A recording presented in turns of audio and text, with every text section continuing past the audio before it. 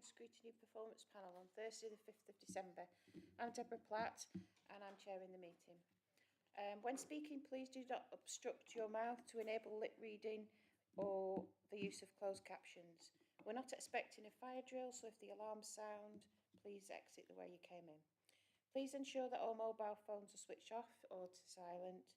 And please could we have brief introduction? Oh, do we want brief introductions? Does anybody not know anybody? Oh, we're fine then. Right, so I've got apologies received from... thank you. Here we go, go on the next page, sorry. Councillor Lees, Councillor Green and Councillor McGovern. Item 1, members are reminded that their responsibility to declare any pecuniary interest in respect of matters contained in this agenda. Does anybody have any interests? No. Lovely. Item 2, minutes of last meeting held on Thursday the 24th of October, which is pages 3. Are there any issues with the minutes that you want to raise? No? Can I have a proposer? I'll propose them. Can I have a seconder? Okay. Are they okay? Yeah, lovely. So we agree the minutes as an accurate record. Members, please. I nearly then. Could have done, couldn't I?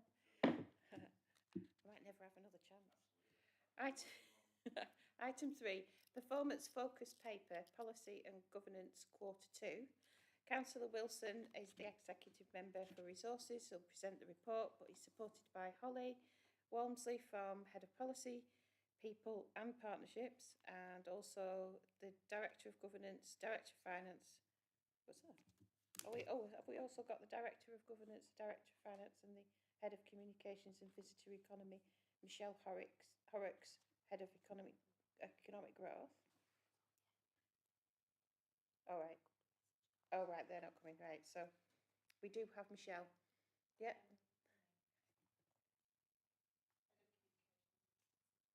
Oh, they haven't put your name on. I'm sorry about that. Councillor Wilson, do you want to take over from me, please? Thank you, Chair.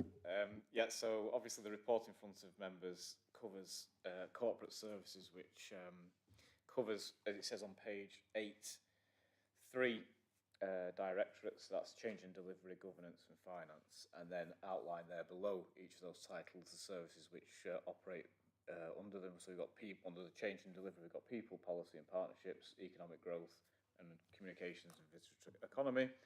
And then under governance, there's audit and risk, democratic services, legal and procurement. Finance is just finance. So what the report sets out is two things primarily. First is the performance, and then second is the financial position of each of those directorates. And then we move on to indicators and corporate strategy measures. So I'll just briefly give an overview there, if I may, Chair, of those main items.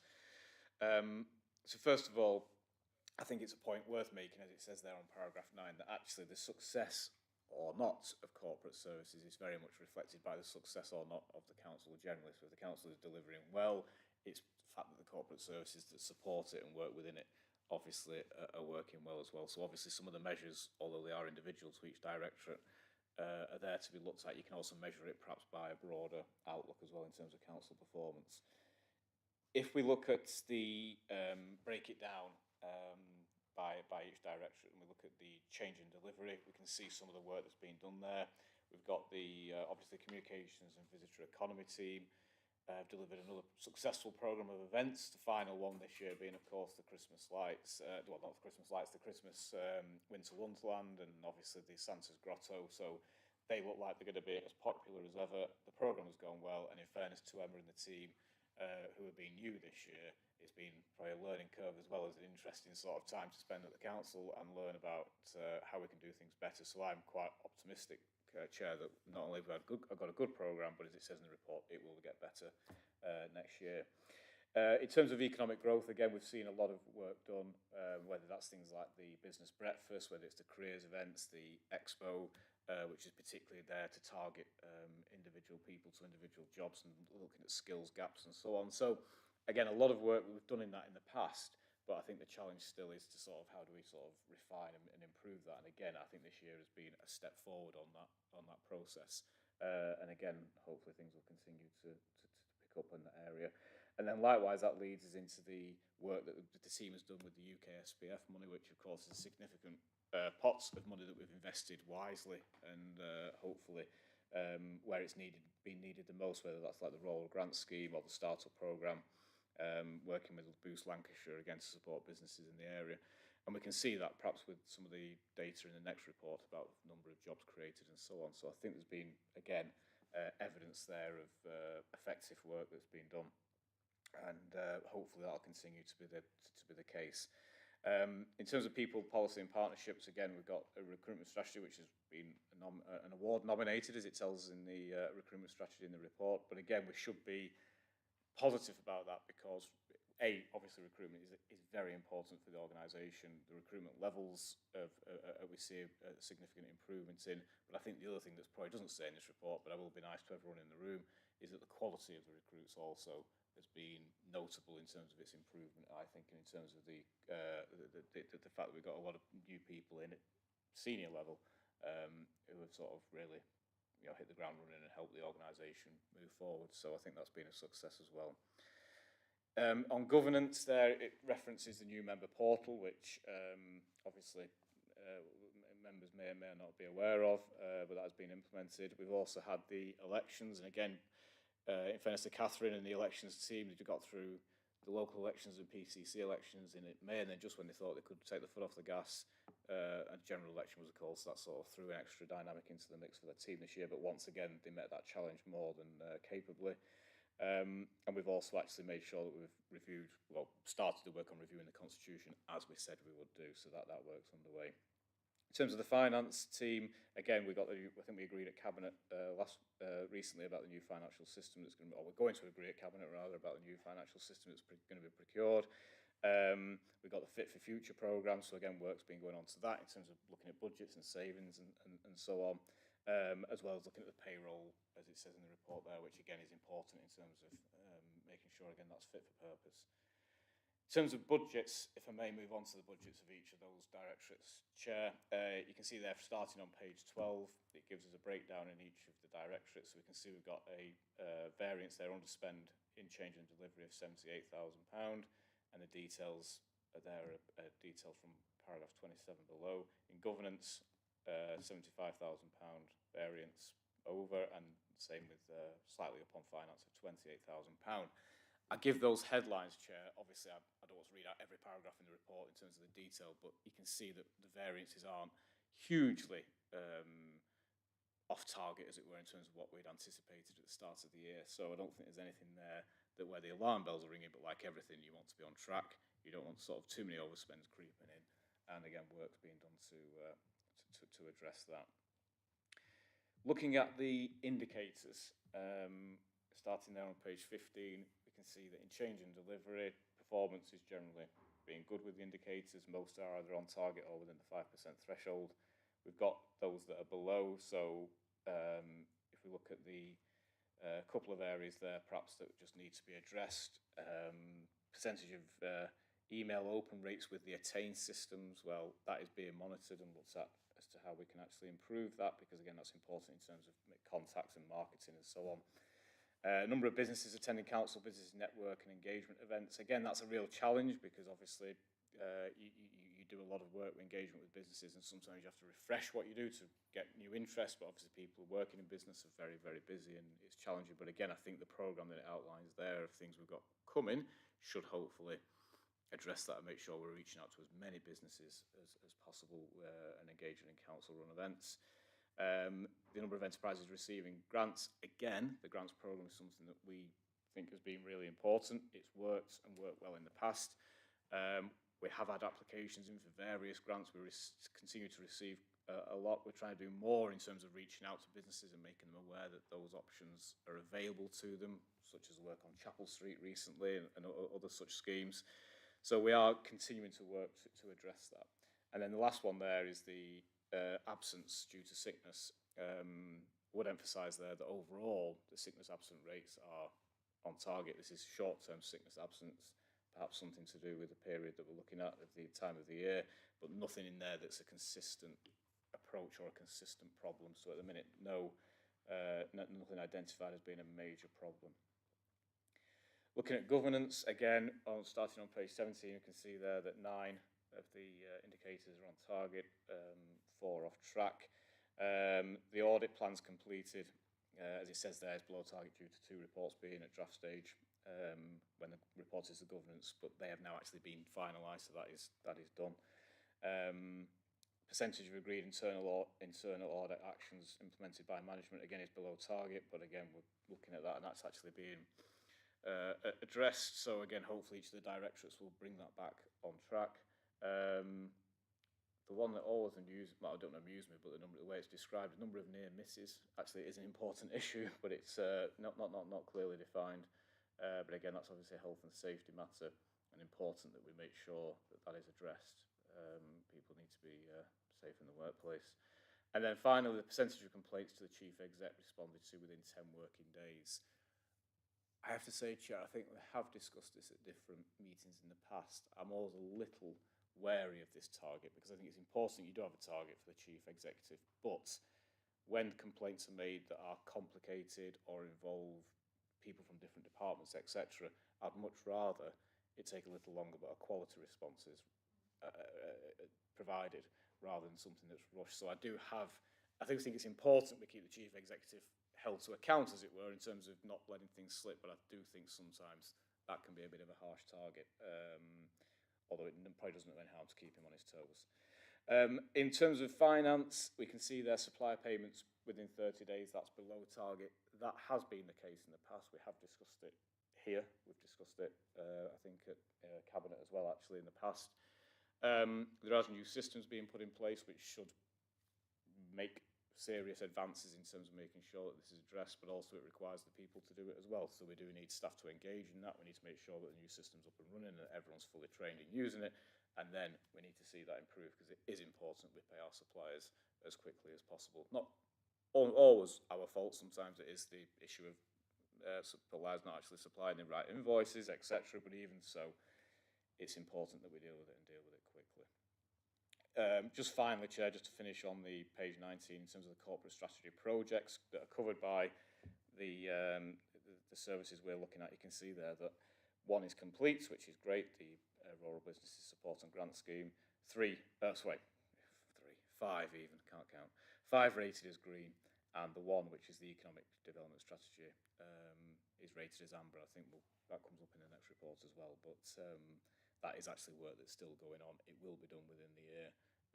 We just need to make sure that, again, we do everything we can to deliver it as quickly as possible. So that's my broad overview, Chair. I'll pause there. Excellent. Does anybody have any questions for Councillor Wilson on those reports? Yeah, Councillor Brown?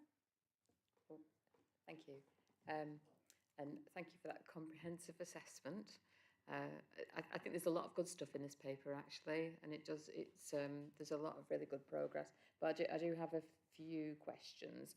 So one is around the risks inherent in the new financial system, of which there will be quite a few, and it's likely to end up with a bit of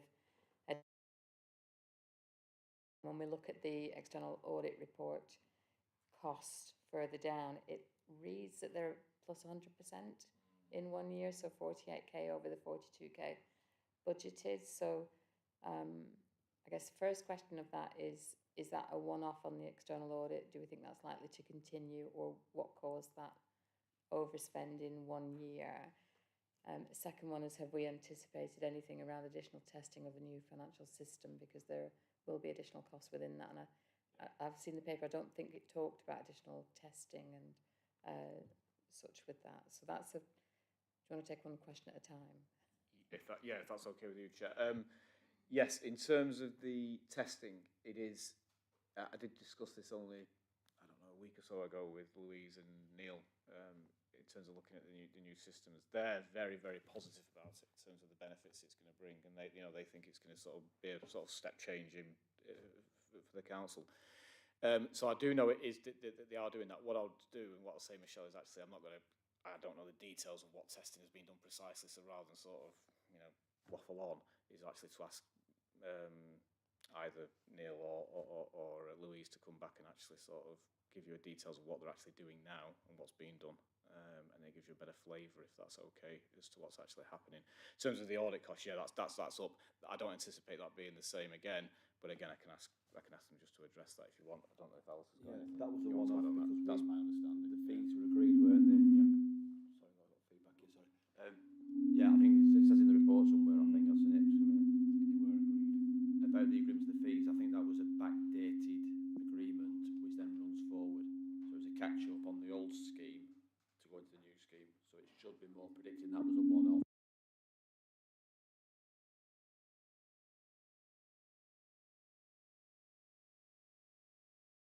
Yeah, try again. Yeah, so that's what that was, that one off, and therefore you wouldn't expect that testing to come in. I'd also anticipate that if we're getting a new system in, there'll be a certain amount of testing that comes with it. But this is probably your chosen specialist subject than ours, isn't it, Michelle? You'll know more. Sadly. Have you used that system, by the way? I have not used the new system that's being looked at, but I have just gone through a full ledger change in my previous role, and we did have an issue with external audit testing afterwards. So there's the testing that you do internally as a team, the testing through your project plan, but then when you come to submit your accounts, it's the testing of external audit that was because they may ask for further, more detailed testing. So it's all about your checks and balances going in. It's one to consider. Definitely. I was going to say we'll check that up if that's okay, Chair, because like I say, I know that work's been done on it, but in terms of that element, I don't know, but I'm sure, like I say, Louise or Neil would be happy to speak to you more detail, or even more importantly, benefit from your previous experience, which can always be used to our advantage. Thank you. Yes, yes. So the next question was around the agency usage within legal and procurement and whether there's a plan, because it's great that we're doing the recruitment, but we've still got an issue here, haven't we? So is there is that again a one-off, or is there a plan to recruit, or do we think that's going to continue? Do you mind if, Holly, do you want to talk about the recruitment angle on that? Sorry. Yeah, so we do have succession plans within this function. We were struggling to recruit. We have been able to resource it better than we have in previous years as well. If you look back in previous years, we had a far greater reliance upon agency staffing within this area, but we do have succession plans that will come to fruition. This is a notoriously difficult area to recruit into, and so we need to make sure that we've got workforce planning in place to be dealing with that on sort of like a 2 to 5 year basis. Thank you. And then a final question is around the internal audit actions, because we've talked about this one previously where we've been a little bit behind on getting those actions completed, and I note the plan to contact everybody who's behind, but I just wondered about the risk of those and whether any of those actions are high risk ones that haven't been completed yet. So I assume that they've been categorised low, medium, high within that. I can't put my hand on my heart and say no, they're not. I'd have to. Sorry. Saved by the bell. Saved by the bell. Give me more time to think now.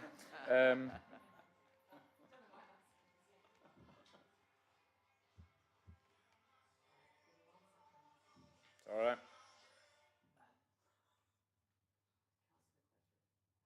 There you are.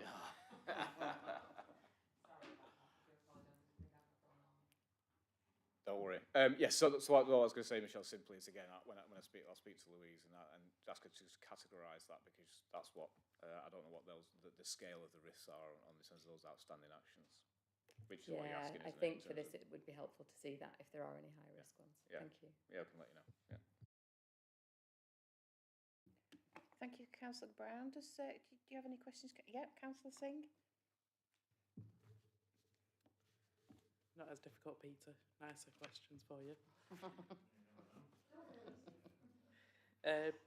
Obviously, on this new financial system, just wanting to know, has this come recommended from another council? Do you know, or I don't know, is it just something we're going for?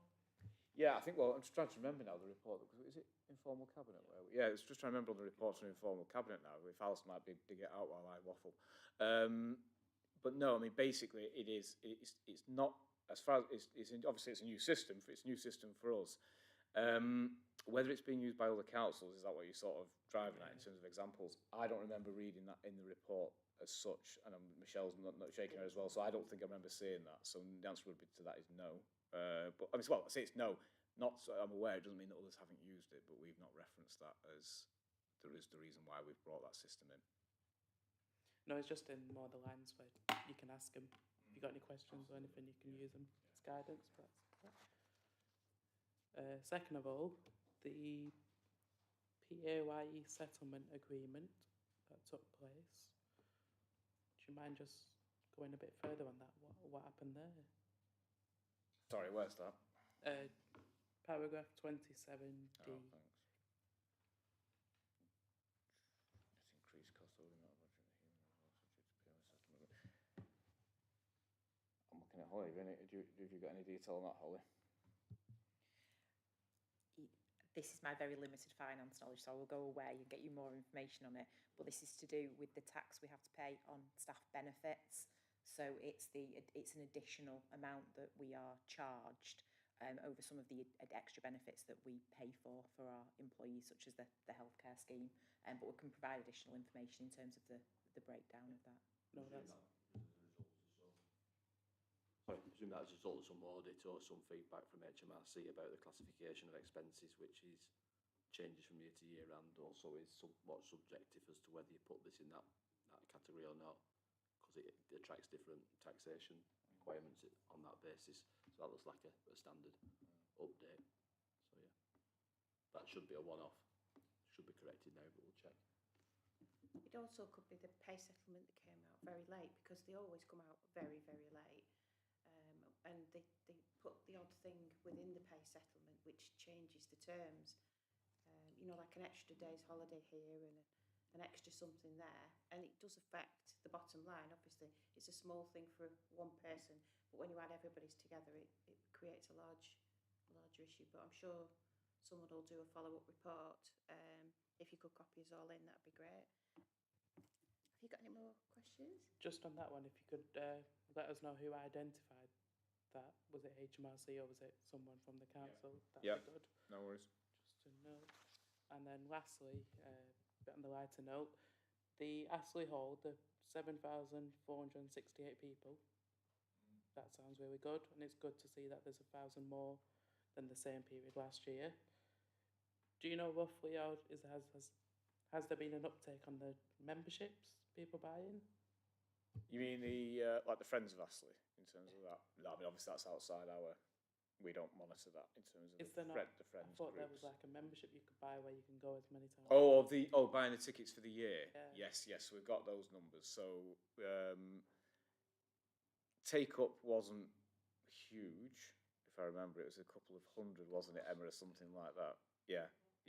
So there were some people who did it who bought their annual pass on the basis that they're going to go and visit regularly. Most of the visitors obviously didn't buy the annual pass. However, we have just been looking internally at changing the pricing structures and the way that tickets work. So it'd be an annual pass, perhaps a weekly pass or a monthly pass, whatever. You know, looking at all those options to sort of make it more flexible, suit people's needs depending on what they want. So coming to your numbers, I mean, I think the numbers of visitors is good, but obviously we want it to be significantly more.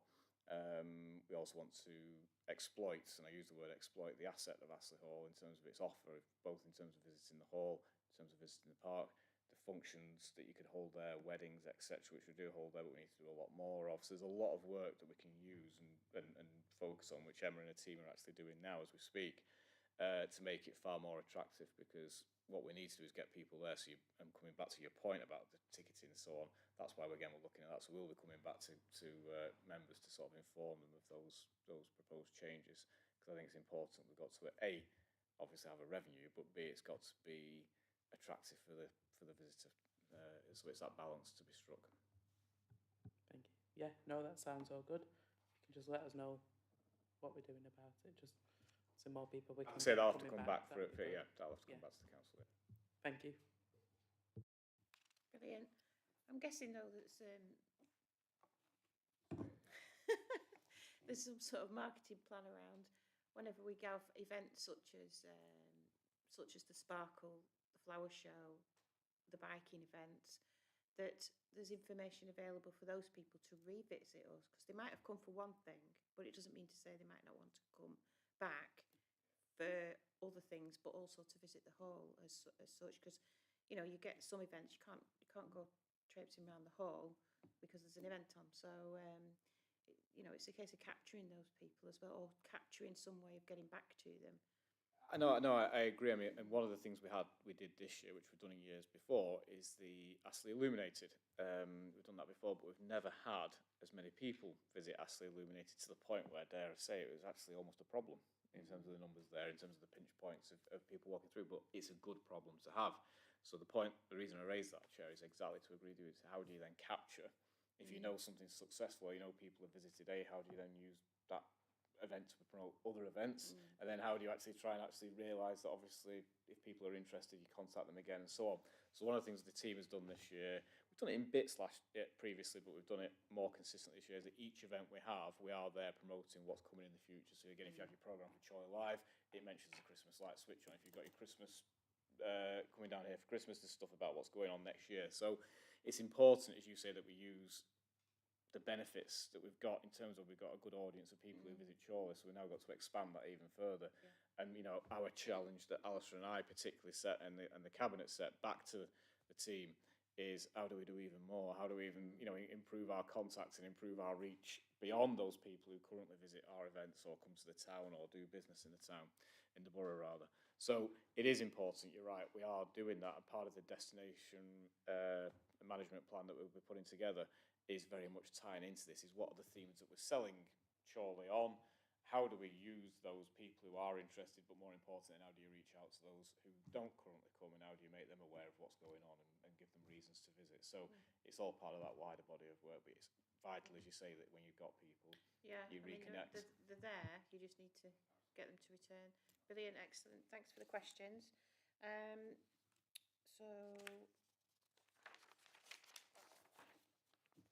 Okay, do we note that report? Lovely, thank you. So item 4 is the Chorley Q2 Performance Monitoring Report. Councillor Wilson, Executive Member for Resources, will present this report, supported by Holly again. Thank you, Chair. So I think a number of the items in this Q2 are items that we've probably covered in the past and looked at in the past, but again, I'll do my best to give an overview of the performance in Q2. As it says there at the start, the overall performance is good because of our corporate strategy projects. 3 that are now complete, 14 rated as green, and we're looking at just 2 projects that are rated as amber. So the overall performance there on key projects remains very strong. In terms of the corporate strategy indicators, again, looking at 92% of those measures that are on target and 100% of those delivery measures that are on target. So again, that's very strong performance as we stand in Q2.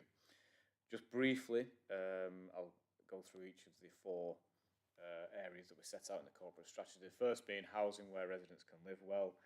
Again, I know Terry and his team are doing a lot of work looking at the homelessness strategy and the housing strategy. We're looking at the housing standards projects I think we referenced last time. Again, more work is being done there to actually ensure that we can identify where standards are lower than expected, and more importantly, what we do to then actually try and address the problem. The project to deliver the home energy support scheme again has continued, and again events have been held to promote the service and actually make direct contact with residents. I think it's 284 home visits have been conducted. And over 5,000 small measures actually implemented, as it were. So again, that's work in progress and that's going well. The one area where we are not rated as green, which is an amber, is the development of the local plan. We've again discussed before some of the difficulties there. We are making good progress actually with the local plan. The 2 Alistairs, as it were, both the leader and Alistair Morwood, continue to work hard on that with the officer team, and Gail's driving everyone along the same track. So hopefully the aim is that in January 25 we publish the plan, which obviously one thing that's in there is the government's review of the National Planning Policy Framework. Again, we're waiting for that to be published, and looking at the transitional arrangements involved in that and how it will affect our plans. So it's one of those that we are actually making good progress, even though it's rated as amber. There is that, I do make that point about the government's changes, though. That's there as a potential that could also impact on it, but hopefully it won't, and we'll stick to that January target. Moving on to a green and sustainable borough. Again, a lot of work that's been done in this department. We've referenced before the green flag status being extended to an additional 2 parks. That's made a total of 8. We're ahead of schedule on the delivery of new bus shelters. I think we've now delivered 59. But I suspect it's more than that because each time we report, there's a slight lag in the report, and the bus shelters continue to be installed across the borough. Again, we've looked at business energy support schemes.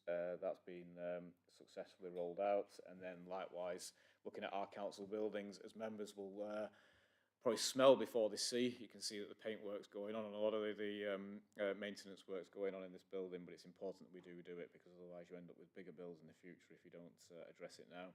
And likewise, as members may or may not have seen, but the improvements at the bus station continue at a reasonable pace. And we're also looking at the improvement in the visitor experience, for want of a better word, in terms of actual information for people visiting the area coming through the train station or the bus station. And again, that'll be a big difference compared to what used to be there. And moving on to the third area, which is the enterprise and economy. Again, we mentioned the destination management plan that is being brought forward, and members will be able to see that. I think we're going to adopt the aim is to adopt in January 25, so members will be able to pore over that in detail. The Jobs and Skills Programme, which I think we were again referenced in the previous report, again is being rolled out. A lot of work's being done there in terms of not just promoting shoulder businesses, but more importantly about, let's say, matching people to jobs, and that's always the biggest challenge. We've got the employment and skills strategy frameworks also being advanced, so significant amount of work going on there to try and, let's say, link into businesses, see what skills they need, find people who perhaps are interested in that in those areas of work as well. And that's always really challenging, and that links to the fact that the refresh of the economic development strategy to promote growth across the borough is still rated as amber, but it is not that we are going further off track. It is very much that it's not going to be published at the time we originally thought, but it will be done still through this year. There are factors in there which have caused slight delays, such as the future funding relating to UK SPF. Again, we're not 100% certain where that sits at the minute. Makes it a whole lot harder in terms of planning your projects and your strategy, but it will be delivered as it says in the report. Final area, Chair, is healthy, safe and engaged communities. Again, vast amount of work being done in the team, whether it's the cost of living action plans, working with the youth zone and others, whether it's looking at the issue of NEETs, which I know members had a briefing on before the meeting today.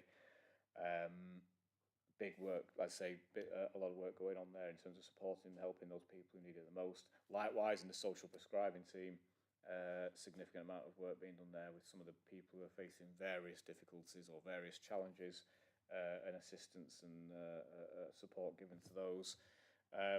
We've got the health and wellbeing programme. Again, that's continuing to work, working in areas whether it's through All Seasons Leisure Centre or Clayton Green or at Westway.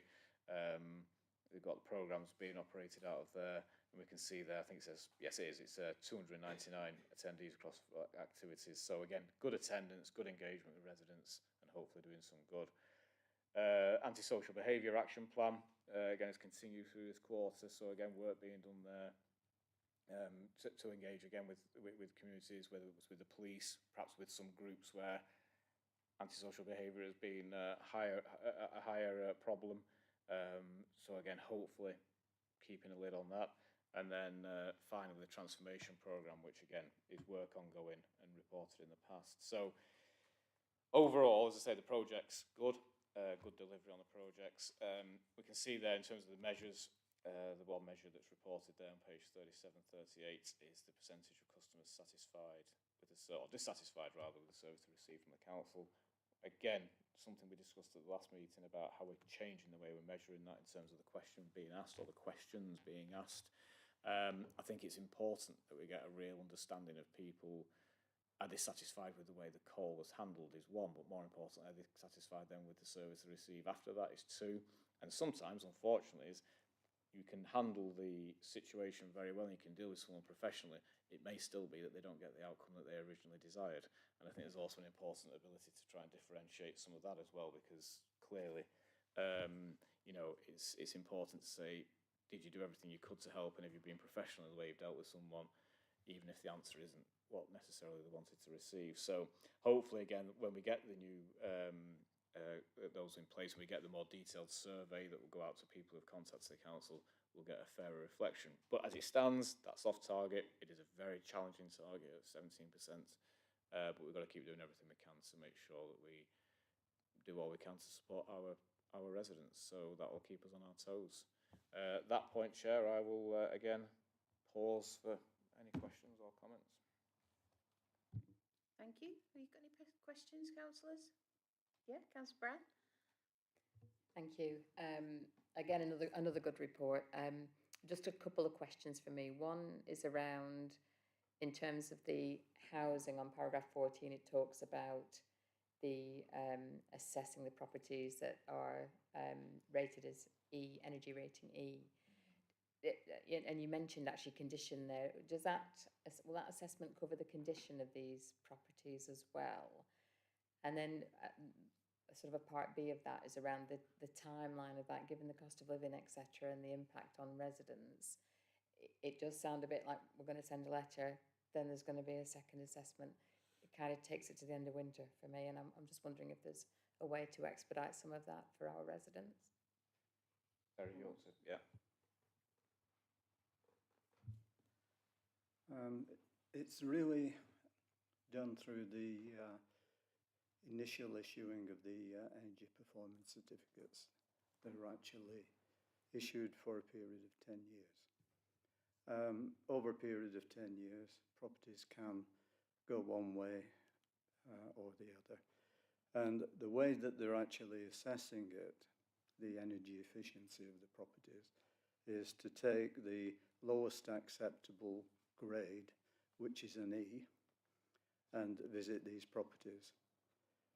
Now, unfortunately, not all the properties have maintained the standard, and essentially the landlord is no longer able, until improvements are made, to actually taking more residents. So, in essence, that is the means by which the project has been carried out and will carry out. As you can imagine, there's no beginning and there's no real end to this. It just is continuous. And as I say, the 10-year certificates do need actually upgrading in a lot of cases. So it's those at the bottom end that are being tested.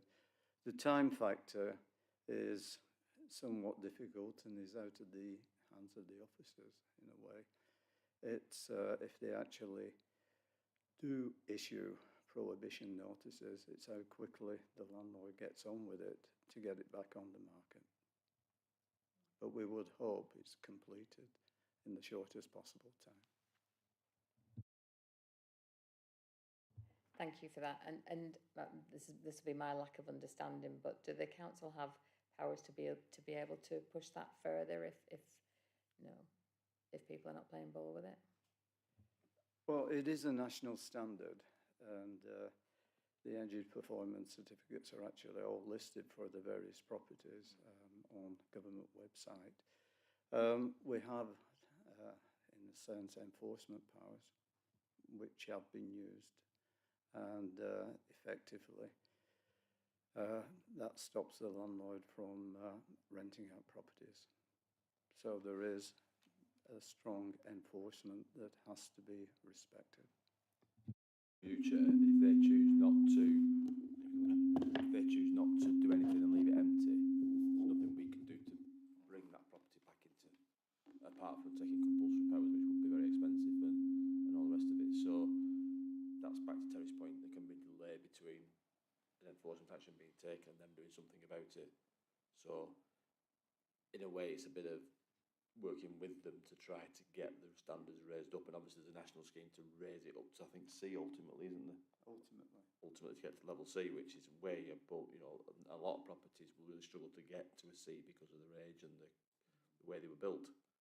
And to be fair, Chorley's better than some parts of East Lancashire where you've got solid stone terraces and what have you, which are really hard to insulate and all the rest of it. So, and that therefore there's two routes. This one is doing sort of things around boilers and the actual, you know, the internal energy systems, but also things like heat loss and all the rest of it. So some of the I think what's the word they use, the fitting of impacts, I forgot what they call it now, but the actual build fittings that you can do can contribute as much as a new energy system. So and they can be done without disrupting the tenants too much. So it's about a programme, but Terry's right as well. When you engage with the private landlords, the good ones are doing it anyway because they want to comply. It's the ones who are struggling to comply that we're trying to deal with, and they're the ones that are furthest away from. And that's where you'll find the further condition issues, because one's linked with the other directly. Yeah. So Okay. we're interested with some of the national programmes, but there are access to national programmes as well. So some of the drawdown can come from national programmes if the landlords apply for it. So some of it's helping them to apply for that money to get that assistance, isn't it, as well? Yeah. Okay, thank you. Got one more question, if that's okay. So going on to paragraph 40. So I welcome the initiative around Clayton Brook, around the needs work on that. There are two other areas that are incredibly close to the same number, and I just wondered if there was any progress on, or any thoughts about what those areas potentially need. Yeah, I mean, clearly you've got, as you said, you've got, when you look at those figures that we saw, you've got a couple of standout areas, albeit that the total numbers are still relatively small. It might be 10 people as opposed to 2 people, but even so, they're the ones that are up there. So yes, is the answer, is that the work there that's developed, like the sort of work we've been doing with You Develop and the work we're doing with Youth Zone, that's particularly targeted, although it's for everyone in theory, some of those efforts are very focused on where the problems sit, as it were, or where more of the problems sit. But as we said last time, I think about NEAT, or the time before about NEATs as well, there's also a significant amount of work to be doing with our partners on it as well. You know, both county council and looking at the education providers as well, because as we said, what's really interesting is that when you do the work, you can trace back probably from the age of sort of 5 or 6, certainly 7, who will be in those categories and where they will be. So therefore the work's real, and that's why I think, again, it was recently we've discussed, I think it'll come to Cabinet, again, it might be about the work on early years, and this is taking us way out of our scope as a borough council, but the reason we're doing that is partly driven by the factors that we're being shown. It's not just in NEATs, it's in other areas as well, where you realise the sooner you start, the more effective you are at solving the problem. So again, some work will be going into that, and that'll be driven again by this data on that sort of lower level in terms of getting to target the problems in individual areas where it starts. So to the answer, yes, to an extent, yes, it is going to be some focused, targeted work, and then some general overall work as well through the schemes. But the earlier the better.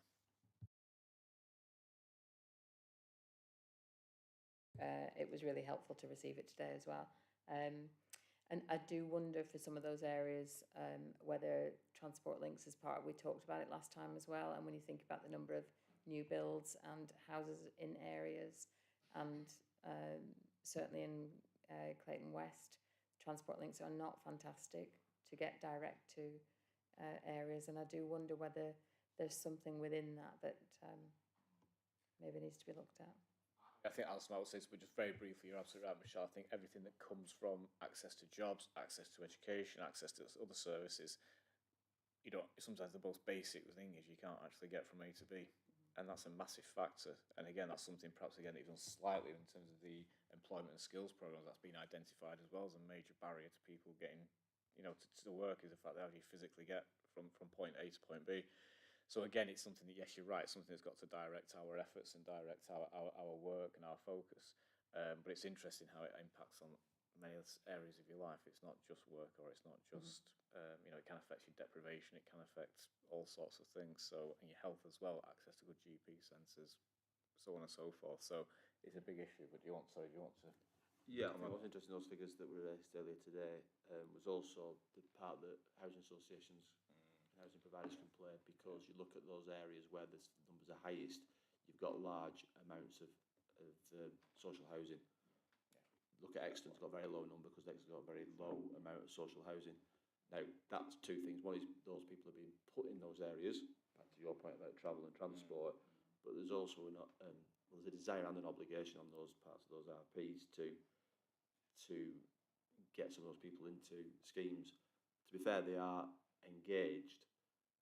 Perhaps they need to work more closely with some of the other people that we're talking to, and we're trying to foster those relationships, particularly with Places for People, which is primarily Clayton East, and to a lesser extent Jigsaw, which is the southwest area where we looked at. So I think and they have got programmes of doing work on some estates, where they're employing people from those estates. That would be a good way forward in my view, particularly for areas like in your area, Mendip Road and what have you, because some of these people do find it difficult to travel away from home. Therefore, if you can find work on the doorstep, then that's a start to a tenant lease, isn't it? Have you got any questions, Councillor Singh? Yeah? Yeah. Just on paragraph 15, the home energy support scheme. I think that's a great initiative. I think it's fantastic that the 5,733 small measures there distributed. That's great. Credit there. Just two questions on that one, just quick ones. One being, is that open to everyone? And two, is that going to continue? I'll answer the second one first. Is it going to continue? Obviously, always depends on budgets and so on, and whether we set it as a priority. Now, we did in the corporate strategy, again, highlight work around this, so I presume on that basis that we'll be carrying on, certainly for the next year, to sort of help people, because we've identified, again, the cost of living is still a serious issue. What exactly is allocated and so on, well, we'll wait for our budget in February, of course. But yes, the idea is to try and keep some of these work going, because it's really important to support people in their own homes, obviously. I've now forgotten your first part of your question. Was it carrying on? That's what I said. Yeah, was it carry on? So yes, sorry. Was there something else? And is it open to everyone? Oh, but yes, sorry, yeah. So basically, Criteria. anyone who's struggling or needs help in terms of that, absolutely, because at the end of the day, it's people who, you know, if you're struggling, obviously, with the cost of living, then we're not going to sort of say no just because live in one area or another, or because your income's of a certain level. It's not measured on that. That's good. There was a presentation to the partnership about by Martin Temple doing that work from that programme, and it was very good. In fact, I think we should do it to all councillors, because it was interesting to those people on that committee about what they find, because they go and do the assessment, and then the work follows the assessment effectively about whether you can actually do anything, need anything, etc. But I'm trying to remember, I'm looking at Michelle here, what budget that comes out of. I don't think it's UKSPF in it. That's what it is, and so in theory UKSPF is carrying on. In theory it's coming down to the districts, but there is no certainty or definition about that at the minute, so we don't know. But if it does, then it should be one of the programmes looking forward, because it's got good outcomes. And it was an interesting presentation that we got about the ways it really affected some people's ability to afford, affordability of their own properties and all the property they're in moving forward. So particularly around older people as well, and keeping them in their own properties and not, getting unwell and all the rest of it. So hopefully yes.